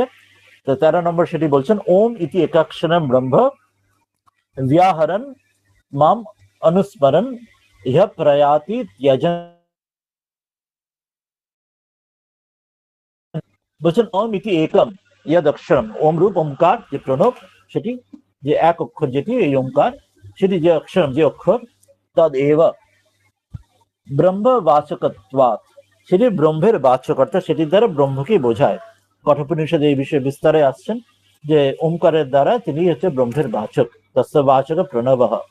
এতে পাতঞ্জল সূত্র সেখানেও বলা হচ্ছে, কঠোপনিষদ ইত্যাদি শ্রুতিতেও আসছেন যে তাকে, যে পরব্রহ্মকে যদি একটি কোনো নামে আমরা, মিনিমাল যদি নামে, এটি তো সায়েন্টিফিক্যালিও তাই, আমরা জগতে যে কোনো ভাষায় যে ব্রহ্ম, যে ওমকার শব্দটা অ উ অম ম, এটা আর তারপরে সেটি কন্টিনিউটি যেটা হচ্ছে, আমরা যদি আমরা ওই আমাদের উচ্চারণ স্থানগুলো যদি দেখি, আগের দিনের অন্য ক্লাসে আমরা বোধহয় দেখেছিলাম যে আমাদের যে কণ্ঠবর্ণ, আমাদের তালব্য বর্ণ, ওষ্ঠ বর্ণ, মূর্ধন্য বর্ণ, এইসব যে বর্ণগুলি আছে, ক খ গ ঘ চ ছ জ ত থ দ দন্ত বর্ণ ইত্যাদি যেগুলি আছে, যেগুলি একমাত্র আমাদের দেবনাগরীতে, সংস্কৃত বা বাংলা বা এই ভারতীয় বর্ণমালাগুলোতেই আছে। ইংরেজিতে এবিসিডি, ওখানে শুধু এই কনসোনেন্ট এবং ভাবেলস, স্বরবর্ণ ব্যঞ্জনবর্ণ ওইটুকুই আছে, এর বেশি ডিটেলস কিছু নেই তাদের নলেজে। কিন্তু আমাদের মধ্যে এই যে বিস্তার এই ভাগগুলি আছে, তো সেখানে অ উ আর ম, এই তিনটি যে মিনিমাম যে বর্ণ যদি উচ্চারণ করা হয়, অ উ এই দুটো হচ্ছে স্বরবর্ণ এবং ম হচ্ছে ব্যঞ্জন বর্ণ, এবং তারপরে ব্যঞ্জন বর্ণের পরে কন্টিনিউটি যেটা আসছে, এইটার দ্বারা মিনিমাম এটি আমাদের যে গলার সম্পূর্ণ আমাদের কণ্ঠ থেকে শুরু করে আমাদের ওষ্ঠ পর্যন্ত, আমরা যদি দেখি, যদি অ যখন বলছি তখন আমাদের একদম কণ্ঠ থেকে শুরু হয়, উ যখন বলছি আমাদের উচ্চারণটা সেখান থেকে কণ্ঠ থেকে বেরিয়ে আমাদের ওপরের দিকে আসছে, তালু মূর্ধন্যের দিকে আসছে, উ এবং দন্ত দিকে এসে, ম যখন বলছি তখন একদম আমাদের ওষ্ঠ স্পর্শ করছে, ওষ্ঠ বর্ণতে আসছে। ফলে অ উ ময় মিনিমাম তিনটি যে বর্ণ, যে আমাদের অক্ষর উচ্চারণের সাথে সাথে সমগ্র বর্ণমালা যেটা বেসিক, মানে মিনিমাম এটা করলে সমগ্র বর্ণমালা পুরো রেঞ্জটা, কণ্ঠবর্ণ থেকে আমাদের অষ্টবর্ণ থেকে সবকিছু এটার মধ্যে এসে যায়। এটা সায়েন্টিফিক্যালি এই মিনিমাম এই বর্ণ দ্বারা আমাদের পুরো বর্ণমালায় পুরো টোটাল রেঞ্জ আমাদের ভোকাল কর্ডের দিয়ে এক্সপ্রেস করতে পারি, অ এবং ম। এবং ম এর পরে যে কন্টিনিউটি আমরা কিছু ওম যে কন্টিনিউটি করি, সেটি আমাদের শাস্ত্রে বলা হচ্ছে, এটি ওই জাগ্রত, স্বপ্ন, সুষুপ্তি, এরপর তুরীয়, এইভাবে সেটা বোঝানো হচ্ছে, সেটা তুরীয় অর্থ, সেটি ব্রহ্মের বাচক হিসেবে সেই ওমকারের পরে শেষে যাচ্ছে। তো ওই জন্যই বলা হচ্ছে ওম ইতি একটাই অক্ষরের মাধ্যমে এটি ব্রহ্মের বাচক, তিনি ব্রহ্মকে এই শব্দের মাধ্যমে বোঝানো হয়। এছাড়া অনেক শব্দের মাধ্যমে ব্রহ্মকে বোঝানো হয়, যেমন বললাম কালী বলা হলো, ঈশ্বর বলা হলো, শিব বলা হচ্ছে, অন্যান্য ইংরেজিতে গড বলা হয়, অন্যান্য সম্প্রদায় অন্য শব্দ বলা হতে পারে, কিন্তু সেগুলো তো সবগুলোই অনেকগুলো অক্ষর নিয়ে যুক্ত এই শব্দগুলো তৈরি হচ্ছে, বিষ্ণু বলি, নারায়ণ বলি, যা বলি না কেন। কিন্তু ওমকার হচ্ছে মিনিমাম যে শব্দ, সায়েন্টিফিক্যালি আমাদের ভোকাল কর্ডের যদি আমরা সায়েন্স দেখি, তার মধ্যে দিয়ে তাকে বলা যায়, ব্রহ্মকে বলা যায়। ব্রহ্ম শব্দটা ইটসেলফ অনেকটা বড় শব্দ যুক্তাক্ষর দিয়ে, কিন্তু ওমকার হচ্ছে মিনিমাল দিয়ে ম্যাক্সিমাম বোঝানো যাচ্ছে, এত সায়েন্টিফিক্যালি এটা। সেই জন্য বলছেন এই বাচে, এই বন্ধু, এই তার ব্রহ্মের বাচক হতে, বা প্রতিমাদি ব্রহ্মের প্রতীকত্বাদ, বা যেমন প্রতিমা, যেমন আমরা ঈশ্বরে আমরা বা প্রতিমা দিয়ে পূজা করি, যে কোনো আমরা ভগবান যেমন যা করি যে কোনো প্রতীক দ্বারা। অন্যান্য সম্প্রদায় যেমন আমরা ভাবতে পারি, যেমন খ্রিস্টান সম্প্রদায় তারা একটি ক্রস, প্রোটেস্ট্যান্ট তারা কোনো মূর্তি পূজা করছে না, কিন্তু এটা ক্রসের মধ্যে দিয়ে তারা তাদের মতো করে গড বা ট্রিনিটিকে, হোলি ট্রিনিটি তাদের মতো করে পূজা করছেন। দেখো না, যে কোনো প্রতিমা যাই হোক না কেন, যে কোনো আমরা তার প্রতীক রূপে তাকে তৈরি করি কেন, সেখানে ব্রহ্মের প্রতীক রূপে এই ওমকার হলো তার একদম যে মিনিমাল, যার মধ্যে দিয়ে ম্যাক্সিমাম এক্সপ্রেশন করা যায়, সেটি হচ্ছে ওমকার হচ্ছে মিনিমাম। বাকি সবকিছু প্রতীক হচ্ছে আরো গ্রস, ওই যেমন খ্রিস্টদের যে আমি যদি ক্রস বলি, বা ইহুদিদের তাদের যে ওই সিন্ধুকের মতো দুটো পাখি, বা আমাদেরও যত আমরা দেবদেবী মূর্তি আমরা ভাবতে পারি ইত্যাদি, যে সম্প্রদায় হোক না কেন, তার মধ্যেও এই প্রতিমা রূপ যে এই যে প্রতীকটি, এই ব্রহ্মরূপ ওমকার রূপ প্রতীকটা হচ্ছে মোস্ট কনসাইজ এর মধ্যে দিয়ে, সবচেয়ে ছোট্টের মধ্যে দিয়ে সবচেয়ে বড় বোঝানো যাচ্ছে। এটাও তার গ্রেটনেস, ওমকার শব্দ এর মধ্যে, শব্দের মধ্যে। তাই তাই বলছেন এই প্রতীকের দ্বারা ব্রহ্ম তদ তদ ব্যাহরণ, অর্থাৎ তার উচ্চারণ, সে ব্রহ্মর তার উচ্চারণ করে, সে অর্থাৎ এখানে মানসিক ভাবে মনে উচ্চারণ করে। প্রথমে করে শুরুতে আমরা সে বাহ্যিক উচ্চারণ থাকতে পারে সাধনার শুরুতে, কিন্তু আস্তে আস্তে যত ভেতরে ঢুকতে হবে তখন বাহ্যিক উচ্চারণ কমে যাবে আস্তে আস্তে। যেমন সেই অন্যভাবে যেমন বলা আছে, চৈতন্যদেব বলতেন না, সেই নিতাই আমার মাথা হাতি আরাম করে বলতেন, শেষে তারা যখন সমাধি হচ্ছে তখন শুধু হা বলে তার সমাধি হচ্ছে। ঠাকুর যখন নরেন্দ্রকে দেখতে পেলেন, শুধু নরেন্দ্র নরেন্দ্র বলতে বলি তার সমাধি হয়ে যাচ্ছে। তো এইভাবে হচ্ছে যে এটা বলা হচ্ছে যে প্রথমে উচ্চারণ করতে করতে যে তার বাচ্যম, তার যে বাচ্য অর্থাৎ এই ওমকারের যে অর্থ যে ব্রহ্ম পরব্রহ্ম, সেই বাচ্যকে মাম অনুস্মরণ, সেই পরব্রহ্মকে অনুস্মরণ, সেই আমাকে পরমাত্মাকে চিন্তন করতে করতে, ভাবতে ভাবতে, এবং দেহম ত্যাজন, যে এইভাবে দেহ ত্যাগ করে। কারণ এটাই প্রশ্ন ছিল অর্জুনের আগে, যে প্রয়াণকালে শরীর যাবার সময় কি করে তোমাকে স্মরণ করে, কি করে সেই কল্যাণ হবে আমার। তো সেটি বলেছেন এইভাবে যে প্রয়াণ করবে। তো দুটো বললেন, একটা হচ্ছে অভ্যাস করতে করতে, এবং এই ওমকার রূপ এই প্রক্রিয়ার দ্বারা তাকে হৃদয় মনকে নিরুদ্ধ করে, প্রাণকে ভ্রুর মধ্যে সঙ্গম আবিষ্ট করে যে ত্যাগ করে, সে ইহা প্রকর্ষণে ইয়াতি, তিনি এখানে এই শ্রেষ্ঠ যে পথে, সেই পথে তিনি কিন্তু পৌঁছে যান। সেটি বলছে, ওই জন্যই বলছেন সব প্রকর্ষণে তিনি জাতি, তিনি কোথায় যাচ্ছি সেটা এখানে বলছেন যে অর্চিরাদি মার্গে না। এই অর্চিরাদি মার্গটি হচ্ছে দেবযান মার্গ, যেটি দুটো মার্গের কথা বলেছিলেন, উত্তরায়ণ দক্ষিণায়ন, দেবযান পিতৃযান। আগের দিন বলেছিলেন বিভূতিভূষণ বন্দ্যোপাধ্যায়ের একটি অসাধারণ উপন্যাস রয়েছে দেবযান নামে, আপনারা নিজেরা পড়েছেন বা পড়ে দেখতে পারেন। কাহিনীর মধ্যে দিয়ে এই ভাবটি দেখাচ্ছেন সেখানে। তো অর্চিরাদি মার্গ হচ্ছে সেই দেবযান মার্গ, যেটি এই অধ্যায়ে পরে বিস্তারে আসবেন, মার্গটি বলবেন, সেটি উত্তরায়ণ সেই মার্গটি। তো সে সব পরমাং শ্রেষ্ঠাং গতি, সেই যে মার্গ মানে সেই যে শ্রেষ্ঠ পরমাং গতি, সে মদগতি, যে আমাকেই মদগতি মানে আমাকে যে প্রাপ্ত হয়, ইয়াতি সেখানে যান, বা প্রাপ্নতি আমাকে সে পেয়ে যান। এটি বলে তিনি এই বিষয়টি শেষ করছেন। এরপরে তিনি আরো বলবেন আরো একটু এটির পরের অংশগুলিতে, যে অনন্যভাবে তাকে সবসময় স্মরণ করে সেটি সম্ভব হয়। নাহলে সারা জীবন যদি অন্য চিন্তা করতে থাকে, শেষ সময় সে অন্য চিন্তায় রয়ে যায়। সেজন্য সারা জীবন অনন্য মনে তাকে চিন্তা করলে তবে শেষ সময় তার চিন্তাটা জাগে, সেটা পরের শ্লোকে বলবেন।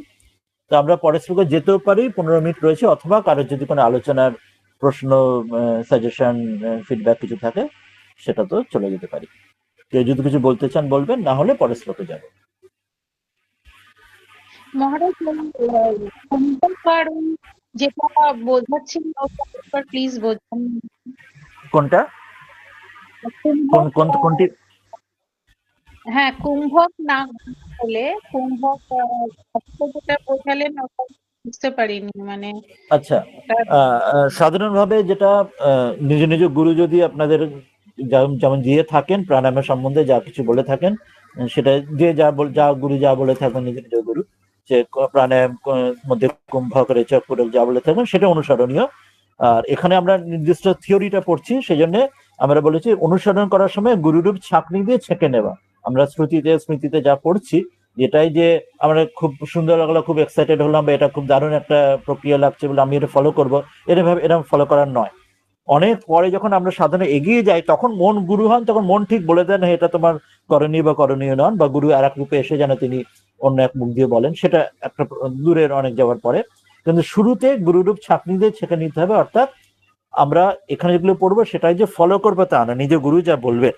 এরপরে সেখানে আমরা সংক্ষেপে যেটা বলছি, যে স্বামীজি আর এক জায়গায় বলছেন তার রাজযোগে, তার এই সরল রাজযোগ এবং তার 6 লেসন্স অফ রাজযোগ, যে কুম্ভক তো অনেক কঠিন এবং সেটি সাধারণভাবে গুরুর সহায়তা ছাড়া করণীয় নয়।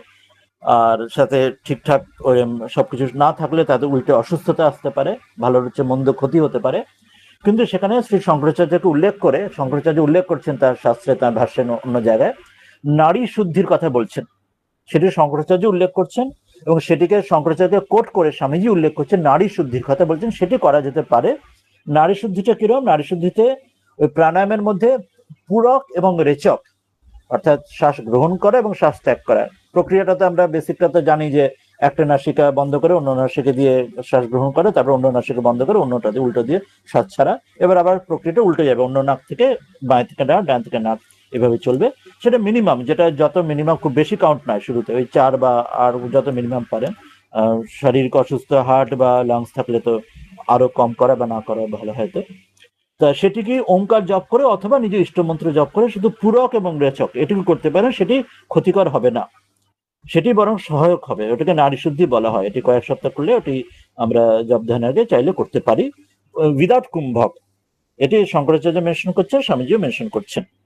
আর কুম্ভক কোনো কোনো ক্ষেত্রে বলছেন যদি কুম্ভক করারই থাকে, সেটা যারা একটু মানে এগোতে পারবে, সেটা কুম্ভক করতে হলে কুম্ভক বাইরে কুম্ভ করা, অর্থাৎ সাধারণ যেটি কুম্ভক সেটি যে শ্বাস পুরা গ্রহণ করে ভেতরে শ্বাসটা আটকানো হয়, সেটাকে কুম্ভক বলা হয়। শ্বাস গ্রহণ করলাম, ভেতরে শ্বাস আটকালাম, তারপর শ্বাস ত্যাগ করলাম, সেটাকে রেচক হলো। কিন্তু এই যে কুম্ভকটা বলা হচ্ছে, যেটা নারী শুদ্ধির ক্ষেত্রে কোনো কোনো ক্ষেত্রে করতে পারেন বলা হচ্ছে, সেটা শ্বাসটা বাইরে, অর্থাৎ রেচক যে শ্বাস ত্যাগ করলাম, তবে বাইরে শ্বাসটা আটকালাম, তারপরে পুরা গ্রহণ করলাম, ফলে সেখানে শ্বাসটা ভেতরে আটকালাম না, ফলে সেটা অতটা ক্ষতিকর নয়। মানে ভেতরে যেটা কুম্ভক, যেটা আমি শ্বাস আটকাচ্ছি, সেটা ঠিক ঠিক প্রক্রিয়া না জানলে সেটা অনেক শারীরিক রোগ হতে পারে। কিন্তু বাইরে যেটা কুম্ভক করলাম, যেটা বাইরে শ্বাসটা আটকালাম, সেটা অতটা ক্ষতিকর নয়। কিন্তু শুরুর দিকে সেটাও অত দরকার নেই, করতে হলে শুধুমাত্র নারী শুদ্ধি, যেটি পূরক এবং রেচক, উইদাউট এনি কুম্ভক, কুম্ভক ছাড়া ওটা করাই বেটার। এবং তাদের মিনিমাম সংখ্যা রেখে, ওই ধরুন 4 বা 4 এরকম 4 নিলেন, 4 ছাড়লেন, এরকম মিনিমাম। সেটা ওমকার জপ করে অথবা নিজ গুরু ইষ্টমন্ত্র জপ করে সেটা করতে পারেন। এটি বলার ছিল। হ্যাঁ বলুন, হ্যাঁ বলুন, কে কি বলতে চাইছেন বলুন। হ্যাঁ, প্রণাম মহারাজজি। মহারাজজি, 13 নম্বর শ্লোকে আপনি যেটা বলছিলেন, হ্যাঁ, যে আমি টেক সারাম হ্যাঁ ব্রহ্মা, হ্যাঁ এখানে বলছিলেন। বা ধরুন আমরা মান্ডিক্য উপনিষদেও পড়েছি যে ও মিত্যে তদক্ষরম হ্যাঁ ইদগম সর্বম। তাহলে ব্রহ্মই যদি সব হয়, হ্যাঁ, আবার এখানে বলছে যে ব্রহ্মকেই উচ্চারণ পূর্বক করতে করতে তুমি আমাকে স্মরণ করতে করতে মানে শেষ শেষ সময় এসে তাহলে আমাকে আমাকেই পাবে, প্রাপ্ত হবে। হ্যাঁ এটা বলছে। তাহলে ওনার মানে ঈশ্বর প্রাপ্ত যেটা, সেটাই ব্রহ্ম প্রাপ্ত, সবটাই কি এক তাহলে হয়ে যাবে? মানে এটা হ্যাঁ এটা মানে দুটো মেলাতে পারলাম না আর হ্যাঁ কি। হ্যাঁ মানে ঠিক। ওখানেও যেরকম বলেছিল যে মানে ইদাগম সর্বম, ও মিত্যে তদক্ষরম ইদাগম সর্বম, আপনি এখানে যে বলছিলেন না যে হ্যাঁ সুষুপ্তি অবস্থায় চলে যায় যখন আর কি, যে হ্যাঁ স্বপ্ন সুষুপ্তি যে বলছিলেন আপনি। হ্যাঁ হ্যাঁ হ্যাঁ তো ওমকারের মাধ্যমে 3টি জাগ্রত, স্বপ্ন, সুষুপ্তি, তারপরে তুরীয়, যেটা মান্ডুক্য হ্যাঁ উপনিষদে হ্যাঁ হ্যাঁ, তো এইখানে আবার যেটা বলছে আর কি, তো এই দুটোকে মেলাতে পারলাম না আর কি, এটা আর একবার একটু বলে দেবেন? হ্যাঁ, তো এখানে আমরা দেখবো, আমরা টিকাতে কি বলছেন শ্রীধর স্বামী এই 13 নম্বরে বলছেন, ওম ইতি একম ইয়াদ অক্ষরম, যে ওমকার, এই যে প্রণব, ইতি একম, এই যে একটা অক্ষর, এই অক্ষর সেটি তদেবম ব্রহ্ম বাচকত্ব, সেটি হচ্ছে ব্রহ্মের বাচক, অর্থাৎ ব্রহ্মকে এই প্রণব ওমকার দ্বারা ডিনোট করা যায়। যেমন একটা মানুষের, তার কেউ নাম দিচ্ছে রাম, একটা মানুষের নাম শ্যাম, কাউকে নাম হচ্ছে ABC XYZ, এক একজনকে একটা নাম দিয়ে তো আমরা ডাকি বা পরিচয় দিই। তো এখানে বলছেন ব্রহ্মকে এই ওমকার দ্বারা, এই শব্দ দ্বারা, এটি ব্রহ্মের বাচক, অর্থাৎ এটি এর দ্বারা ব্রহ্মকে আমরা যেন নির্দেশ করতে পারি। ব্রহ্মের তো নানাভাবে বলা যায়, আমরা বলেছি তো, যিনি নির্গুণ, তিনি সগুণ, তিনি সগুণ রূপে তিনি শিব, দুর্গা ইত্যাদি নানা রূপে ইষ্ট আসেন। কিন্তু ওমকার রূপে তার যেন সবচেয়ে মিনিমাল তার বলে তাকে যে ব্রহ্মকে যে বোঝানো যায়, যেটা আমরা বোঝালাম যে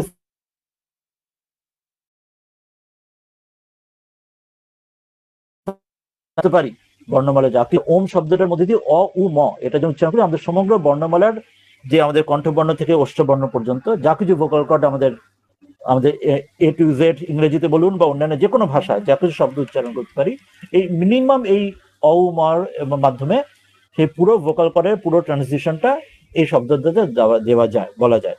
সেই জন্য বলছে ব্রহ্মের বাচক হচ্ছে ওমকার রূপে বা এই প্রণব। তো অর্থাৎ ব্রহ্মকে এই ওমকার এই নাম দ্বারা, খুব মিনিমাল এই শব্দের দ্বারা ব্রহ্মকে বোঝানো যায়। আর একটা উদাহরণ ভাবে বলছেন, অথবা আর এক ভাবে বোঝানো যায়, বা অথবা যে প্রতিমাদি বৎ ব্রহ্ম প্রতীকত্বাদ বা। যেমন প্রতিমা যেমন হয়, যে আমরা যেমন পূজা ইত্যাদি করি, সেখানে প্রতিমা রূপে প্রতীক করি, তো আমরা দুর্গা পূজা যেমন করি, তাকে একটা পূজা প্রতিমা তৈরি করলাম, পূজা শেষে তাকে বিসর্জন দিয়ে দিলাম, সেই প্রতীক রূপে সেই প্রতিমার মাধ্যমে ঈশ্বরকে পূজা করছি আমরা। তো সেই রকম ব্রহ্মকে এই ওমকার রূপে বাচ্চকে বলা হচ্ছে, অথবা ব্রহ্ম হচ্ছেন মানে এই যে ওমকার হচ্ছে ব্রহ্মের যে যেমন প্রতিমা বা প্রতীক তৈরি করা হয়, যে ব্রহ্মকে প্রতীক होने के कारण, এই যে প্রতিমা আদি আমরা সামনে স্ক্রিনে দেখে নিচ্ছি কি লেখা আছে, प्रतिमा आदि की भांति ब्रह्म का प्रतीक होने के कारण ब्रह्म है। অর্থাৎ এই ওমকার হলো ব্রহ্মেরই যেমন প্রতিমা বা প্রতীক রূপে সেটা ব্রহ্ম। অর্থাৎ কি বলা হচ্ছে, যে আমরা মনে করে রাখবো যে স্বামীজিকে যখন সেই পরিব্রাজ কালে এক রাজা তাকে বলছিলেন যে আমি তো এসব ইট কাঠের মধ্যে ভগবানকে বিশ্বাস করি না, মানতে পারি না, স্বামীজি কি বললেন না, সেই রাজার একটা এই ছবি ছিল দেওয়ালে, মন্ত্রীকে বলে ওটা নামিয়ে এতে থুতি ফেলো। তখনই বললেন যে না, সেটা তো কি করে করবো, তার মধ্যে রাজাকেই দেখি। তখন স্বামীজি বোঝালেন যে আমরা যখন পুজো করি ইট কাঠ পাথরের মধ্যে, তখন আমরা এই বোধে পুজো করি যে হে ইট আমাকে ভক্তি দাও, হে পাথর আমাকে জ্ঞান দাও।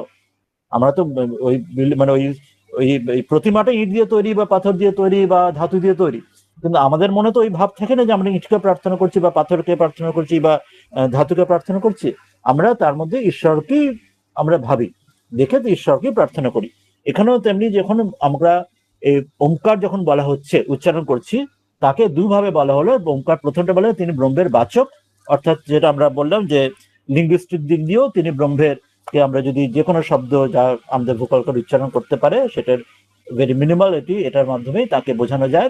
আর দ্বিতীয় উদাহরণ বলা হলো তিনি প্রতীক রূপে যদি তাকে দেখা হয়, সিম্বল হিসেবে যদি তাকে দেখি, যেমন গড হচ্ছে ইংরেজি একটা শব্দ, বা ব্রহ্ম ইটসেলফ একটা যেমন ইংরেজি শব্দ, ঈশ্বর যেমন একটা শব্দ, বা শিব কালী যেমন শব্দ, তেমনি ওমকার রূপে শব্দটা ব্রহ্মের সেই প্রতীক রূপে, অর্থাৎ তাকে যেন ব্রহ্মই বোঝাচ্ছে, তাকে এখানে শুধু একটা ফিজিক্যাল একটা ওয়ার্ড ABCD XYZ ওয়ার্ড বোঝাচ্ছে না, এটা ওমকার উচ্চারণের মাধ্যমে আমরা ঈশ্বরকে আমরা ডিনোট করছি বা তাকে আমরা স্মরণ করছি এই শব্দটা যখন বলবো। ঠিক যেমন ইট কাঠ পাথরকে আমরা প্রার্থনা করলেও তাকে ইট কাঠ পাথর বোধ থাকছে না, আমরা ঈশ্বর বোধেই প্রার্থনা করি, এখানেও তাই। এই দুই ভাবে বললেন।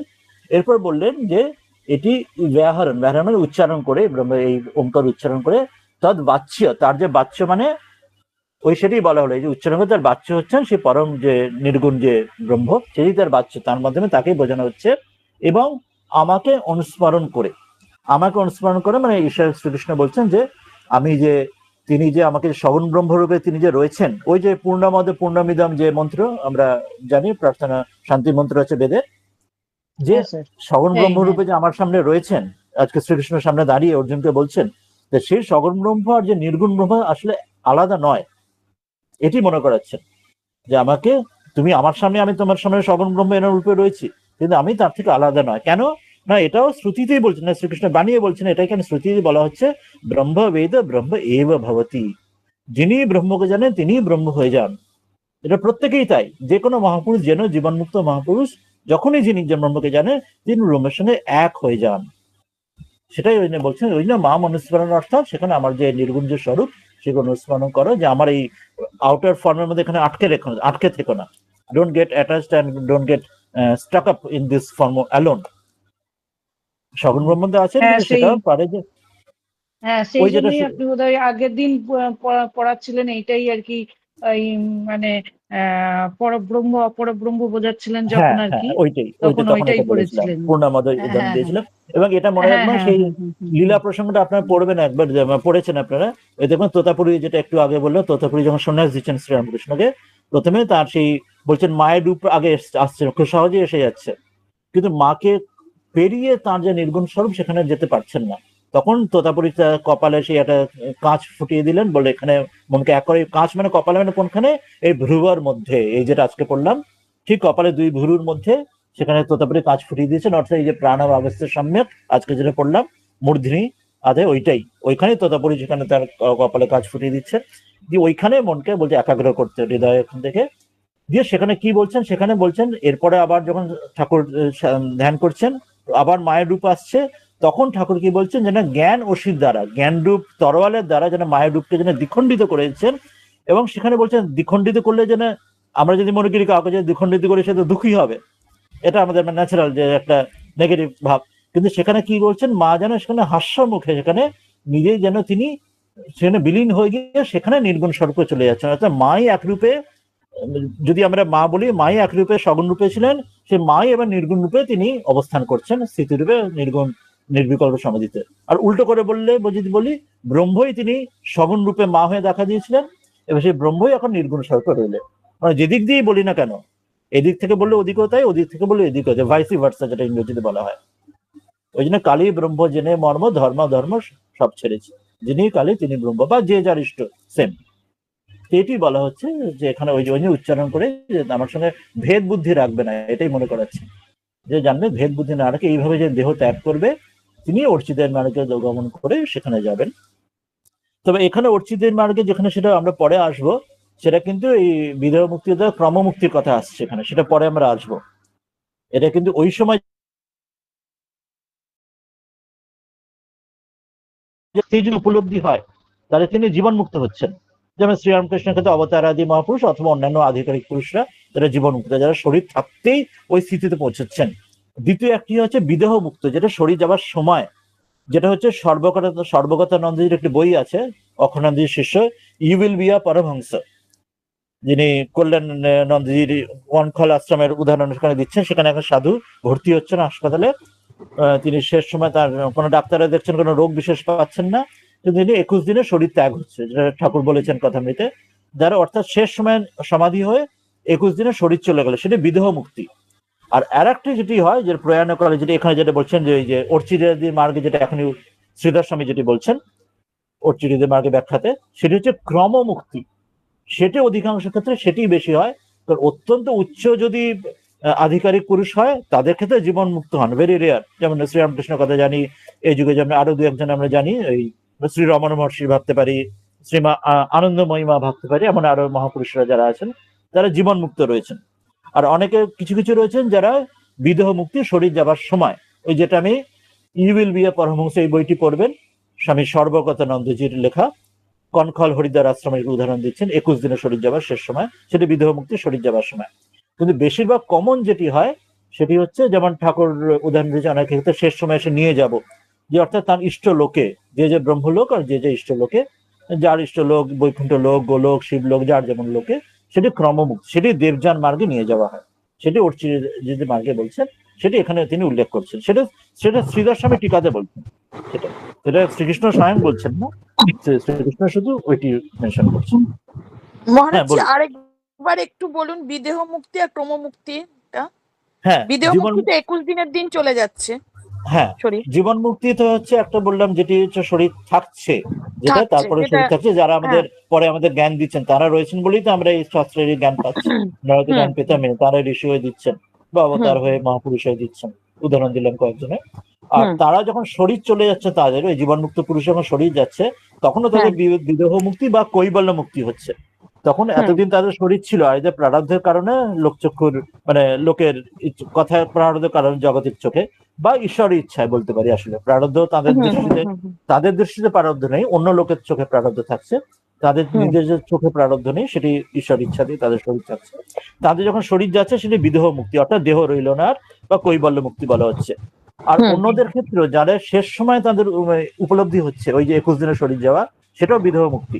ওই যেমন ওই you will be a Paramhansa উদাহরণ রয়েছে। হ্যাঁ, এই সমাধি হয়ে গেল, কিন্তু সমাধির পরে তারা আবার জীবনমুক্তি হয়ে শরীর আর আবার মানে জ্ঞান লাভ আর মানে আর কনসিয়াসনেস আর ফিরল না, মানে আবার মানে সমাধি থেকে আবার জাগ্রত হলেন না, তিনি সেখানে শরীর চলে গেল, 21 দিন পরে শরীর ছেড়ে দিল, সেটি বিদেহ মুক্তি। আর যারা জীবন মুক্ত যখন শরীর যাচ্ছে, তখনও তাদের বিদেহ মুক্ত হয়ে যাচ্ছে, যদি তাদের আবার ঈশ্বর ইচ্ছে যদি আবার পুনর্জন্ম নিতে না হয়। পুনর্জন্ম মানে যেমন শ্রীরামকৃষ্ণের ক্ষেত্রে বা আধিকার পুরুষ, তারা আবার বারবার আসেন ঈশ্বরের ইচ্ছা। সেটা ব্রহ্মসূত্রে বলা হচ্ছে যে জীবনমুক্ত হলেও ঈশ্বরের ইচ্ছায় কিন্তু যেমন তারাও কিন্তু আবার জন্মগ্রহণ করতে পারেন, মানে সংসারী জীব তো তারা নিজের পাপ পুণ্যের ফলে জন্মগ্রহণ করে কর্মের জন্য, কিন্তু জীবনমুক্ত কিন্তু ঈশ্বরের ইচ্ছায় কিন্তু আবার জগতের ইচ্ছে মানে জগতের হিতের কারণে, যেমন শ্রীরামকৃষ্ণ বা অন্যান্য মহাপুরুষের ক্ষেত্রে জন্মগ্রহণ ঈশ্বরের ইচ্ছা হতে পারে। আর ক্রমমুক্তি হচ্ছে অধিকাংশ ক্ষেত্রে আমরা ওই ঈশ্বর সেখানে সাক্ষাৎকার হলো ওই সময়, অর্থাৎ সগুণ রূপে সাক্ষাৎকার হলো ওই শেষ সময়, ওই ঈশ্বরের নাম করে এবং বলে ওঙ্কার বা ঈশ্বর মন্ত্র করে, এবং সেখানে ঈশ্বর এসে, গুরু এসে বা ইষ্ট এসে আমাকে সেই রূপে, তখন আমার মুক্তির স্থিতি আসেনি, কিন্তু কিছুটা হয়েছে যে আমার আবার এই পৃথিবীতে আবার দ্বিতীয়বার জন্ম হলো না, এইটুকু অন্তত কর্ম হয়েছে ঈশ্বরের ইচ্ছায়, এতটা এখনো হয়েছে। তখন কিন্তু এখন আর মুক্তি হওয়ার জায়গায়, মোক্ষের জায়গায় এখন পৌঁছয়নি। তাহলে তখন কি হবে, আমার যখন এখনো এই জগতে আসার মতো অতটা নিচু জায়গা তো নেই, কিন্তু মুক্তির জায়গাতে পৌঁছেনি, তখন তাহলে আমাকে বাকি সাধন ভজন তো করে আরো, তবে তো মুক্তি আসবে একটা দিন।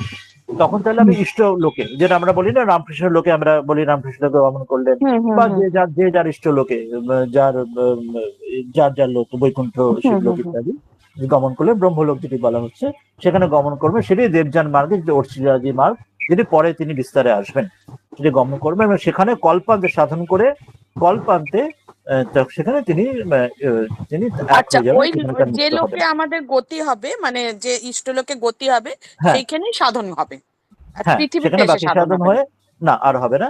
কিন্তু আবার বললাম, যদি ঈশ্বর চান, ঈশ্বর ইচ্ছা যদি আবার হ্যাঁ, থাকার ওনার আসে, যদি বা দরকার বা লাগে কারো তাহলে যদি নিয়ে নিজের আসতে বা পারেন। বা কারো যদি নিজের ইচ্ছা থাকতে পারে যে আমি আবার আসবো, পূজনীয় স্বামী রঙ্গনাথনজি বলতেন যে আমি আবার আসতেছি, আবার এসে আমি আবার এই রামের সঙ্গে এসে আবার হ্যাঁ সেই হ্যাঁ হ্যাঁ এই হ্যাঁ হ্যাঁ স্বামীজির কাজ ইত্যাদি করবো, সেটা যে কোনো মানুষের থাকতে পারে, হ্যাঁ হ্যাঁ। গৃহস্থরও থাকতে পারে, সন্ন্যাসীও থাকতে পারে, সেটা কোনো খারাপ কিছু নয়। অবশ্যই বারবার আসতে চাইতে পারেন, বুদ্ধ বলছেন, তো হতেই পারে, সেটা কোনো খারাপ নয়। কারণ আমি তো বলবো, অবতার যখন বারবার আসছেন, আমরা এই অবতারের সঙ্গে সেই বারবার যে লীলা দেখতে চাই, যেমন সেই রাবণের সেই যে কি জানো, কি আছে জানো, সেই পালিয়ে যাচ্ছিল বুড়ি, আছে, হ্যাঁ, ওই নিকষা যে বুড়ি পালিয়ে যাচ্ছে, বলছেন আমি বেঁচে থাকতে চাই, তার রামের কত লীলা দেখলাম, আরো লীলা দেখতে দেখতে চাই। চাই, হ্যাঁ হ্যাঁ তা কারো যদি এটাও ভাব হয় যে আমি হ্যাঁ। মুক্তি দিতে চাই না, আমি ভক্তি দিতে চাই, যে আমি বারবার ঈশ্বর আসছেন বারবার, আমি তার সঙ্গে এসে তার লীলাও দেখতে চাই, কারো যদি এই ভাব হয়, সেটা তাও ভালো, সেটা তার ক্ষেত্রে প্রত্যেকের নিজস্ব ভাব, তাদের কিছু বলার নেই। সেটা এক অর্থে মুক্তির চেয়ে অনেক উঁচু, এক অর্থ হলো সেটা অনেক বেশি নিঃস্বার্থ, মহারাজজি, ঈশ্বরের জন্য ইচ্ছা। অনেক প্রাচীন সাধু বা অনেক গৃহস্থ ভক্তের এতে পড়ি যে যে লাস্টের দিকে ঠাকুরমা স্বামীজি এসছেন আসন পেতে দর্শন দে, হয়েছে, হ্যাঁ, এক্স্যাক্টলি। ওইটা কি তাহলে? ওইটি হচ্ছে ক্রমমুক্তি, অধিকাংশ ক্ষেত্রে ওটাই ক্রমমুক্তি, আচ্ছা, অর্থাৎ গুরু এসে বা ইষ্ট এসে নিয়ে যাচ্ছেন, এসে তার নিয়ে ওই যাচ্ছে। লোকে নিয়ে যাচ্ছেন, তাদের ইষ্ট লোকে হ্যাঁ নিয়ে যাচ্ছেন। কারণ না হলে তো, যদি বিদেহ মুক্তি হয়, তখন তো নির্ভুল সমাধি হয়ে যায়, নির্বিকল্প সমাধি হবে, যেটা হ্যাঁ ওই হ্যাঁ 21 দিনে যাওয়া। আর জীবন 21 মুক্ত দিন। হলে তার শরীর থাকতেই, যেটা আমরা উদাহরণ পাই, যে ওই যেমন নাগপুরের স্বামী ভাস্করেশ্বর নন্দীজি, তার উদাহরণ হ্যাঁ হ্যাঁ। কথা বলা রয়েছে, নির্বিকল্প সমাধি হচ্ছে, বা আরো অনেকেরও থাকতেই পারে, আরো সাধকের, আমরা কমই তো জানি, সকলে তো প্রকাশ থাকে না, বাইরে জানতে পারি না, তা আচ্ছা সেই জন্য ওইটি। মহারাজজি, আরেকটা প্রশ্ন ছিল, এই যে আমরা যখন মানে আরতি দেখি ঠাকুরের, বা এই যে পুজোর সময় যখন অঞ্জলি দেয়, যে একবার ঠাকুরের মস্তকে পদ্মফুল, একবার হৃদয়ে, একবার দুটো হাঁটুতে, তারপরে হাতের মধ্যে দেয়া হচ্ছে, ওইটা মানেটা কি? ওটা যখন এই পূজা বিজ্ঞান বলে একটি বই আছে, দেখবেন, তাতে পূজার বিস্তারিত দেওয়া আছে। যেমন আরতিতেও যেমন করা হচ্ছে, আরতির সময় থেকে নিয়ম বলা আছে, কোনখানে কতটা পাদপদ্মে কতবার আরতি করবে, মস্তকে কতবার, সমগ্র দেহে কতবার। তো সেখানে ওইভাবে বলা হয় যে বিভিন্ন ইষ্টের বিভিন্ন দেহের বিভিন্ন স্থানে যাকে স্পর্শ করে, মস্তকে, হৃদয়, তারপরে পাদমে স্পর্শ করিয়ে সেটি তাকে দেওয়া হয়। এটা রীতিটি ওইভাবে দেওয়া আছে, আরতিটিও ওইভাবে আচ্ছা, ভাগ করা আছে, যে এখানে 3 বার, এখানে 5 বার ঘোরাবে, এখানে চামর এইভাবে 7 বার না ঘোরাবে। ওইটার কারণটা কি, মানে কেন মস্তকে দেখা দেওয়া হচ্ছে, কেন হ্যাঁ, হৃদয় অর্থাৎ দেওয়া হচ্ছে? সেখানে, অর্থাৎ এর সাধারণ হবে যে আমরা কুলকুণ্ডলিন যে পুরো চক্রগুলি বোঝানো হ্যাঁ, হয়, ওটাই আমি তার জানতে মধ্যে চাইছি, কয়েকটি কুলকুণ্ডলিনীর মতনই ওটা হচ্ছে না? বেছে নেওয়া হচ্ছে, তার মধ্যে কয়েকটি বেছে নেওয়া হচ্ছে, সহস্রার আর হৃদয়, হৃদয় অঙ্ক আমরা জায়গা, আর হ্যাঁ। সহস্রার তো সর্বোচ্চ, আর ভ্রু হলে ভ্রুটাও একটা বিশেষ স্থান, আর তারপরে পাদপদ্মটা আমরা অর্পণ করছি। অর্থাৎ আচ্ছা, আমি যেন ওই অর্থাৎ পদ্মটা যেন আমারই প্রতীক, সেখানেও আমি নিজেকে নিবেদন করছি, ওটা আমি আমাকে নিবেদন করছি ওই রূপে, আমি যেন তার কাছে গিয়ে, তার কাছে ওইখানে, যেমন আমরা ধ্যানের সময় তো বলে না, গুরুকে মস্তকে ধ্যান করে, তারপর সেখান থেকে গুরুকে হৃদয়, প্রথমে মস্ত নেওয়া হচ্ছে, তারপর যেখানে সেখানে নিচের হৃদয় থেকে নামিয়ে আনলে ভ্রু দিয়ে নিচের হৃদয় নামালাম, তারপর হৃদয় ধ্যান করলাম। এখানেও তো ওইটাই হচ্ছে, নিজেকে আমি ওইখানে স্থাপন করে, প্রতীক রূপে আমাকেই ওখানে স্থাপন করছি, জানো, প্রতীক রূপে। হ্যাঁ হ্যাঁ হ্যাঁ, হ্যাঁ, ঠিক যে আছে, এটাই ঠিক ওইভাবে। আছে। আর পিতৃযারা মার্গটা অন্য মার্গ, আর একটা যেটা মার্গ সেটাও পরে আসবে, সেটা কর্ম জন্য হয়, সেটা পাপ পুণ্য কর্ম অনুযায়ী সেই কর্ম পিতৃযান হয়, সেটা আবার জগতে ফিরে আসা, সেটাই আছে, সেটা পরে আসবে। তাহলে মহারাজজি, এই যে পাদপদ্ম যেটা হয়, যেমন গয়াতে বলা হয় বিষ্ণু পাদপদ্ম, তো হ্যাঁ ওটাও তো আমাদের মানে ইষ্ট পাদপদ্ম বা প্রতীক রূপেও আমরা দেখতে পারি। হ্যাঁ হ্যাঁ হ্যাঁ, এই তদ্বিষ্ণু পরম পদম, যে হুম। সেখানে ঈশ্বরের তার ওই পদপদ্মে সেখানে তো দেওয়া হয় সাধারণত আমাদের পিতা মাতা বা আমাদের যেমন যাদের হ্যাঁ। যাদের হুম হুম গুরুজন হুম। তাদের শরীর অন্ত হলে তাদের নামে সেখানে পিণ্ডদান করা হয়, যে সেটি তার ইষ্ট সেখানে বিষ্ণু পদপদ্মে সেখানে পৌঁছে। সেখানে ইষ্ট সেখানে বলা হচ্ছে না, সেখানে বিষ্ণু পদপদ্মে পরম বলা হচ্ছে, কারণ আমার যিনি ইষ্ট তিনি আমার পিতা মাতার ইষ্ট তো নাও হতে পারেন, তার গুরু তার ইষ্ট অন্য কাউকে বলে আচ্ছা থাকতে পারেন। আচ্ছা ওখানে তো তাদের হয়ে দিচ্ছে যে তার গতি সদ্গতি হোক, আমার পিতা মাতা। আমার একটা আচ্ছা। লোক হতে পারে, তার পিতা মাতার অন্য গুরু মানে অন্য ইষ্ট তার অন্য লোক হতে পারে, মানে সবই এক জায়গায় হয়, মানে হুম আলটিমেটলি হুম হুম কেউ হুম আলাদা হুম নন, কিন্তু প্রত্যেকের হুম ভাব অনুযায়ী কেউ বৈষ্ণব, হুম কেউ হুম। শাক্ত, কেউ শাক্ত, শৈব হ্যাঁ ইত্যাদি। হ্যাঁ, শৈব, ও হ্যাঁ হতেই হ্যাঁ। পারে, যে যার হুম সম্প্রদায় হুম যার পছন্দ, তাতে হুম। সমস্যা কিচ্ছু নেই। সে একাং আচ্ছা। সদ্বিপ্রা বহুধা বদন্তি, সে একই নানা রূপে কিন্তু যার সবাইকে যে সেই ভালো গয়াতেই লাগে। যেতে হয়। হ্যাঁ, সেটা আমাদের সনাতন পরম্পরা তো সেটাই দেওয়া আছে। সেটাই যেতে হয়। হ্যাঁ, কাশিতেও বিশেষ বলা হয়, মণিকর্ণিকা গুলো তাতেও কাশিতে হয়, হ্যাঁ। আমাদের পরম্পরায় রয়েছে এটি। আচ্ছা। তাহলে আমরা এই গীতা ধ্যানের এই শ্লোক নিয়ে শেষ করবো, আর কারো কোনো বক্তব্য থাকলে শুনে নেবো, না হলে আমরা এই শ্লোকটি পরে শেষ করবো। আর কেউ কিছু বলতে চাইবেন? ঠিক, তাহলে আজকে আমরা এই শ্লোকটি দিয়ে শেষ করি। ও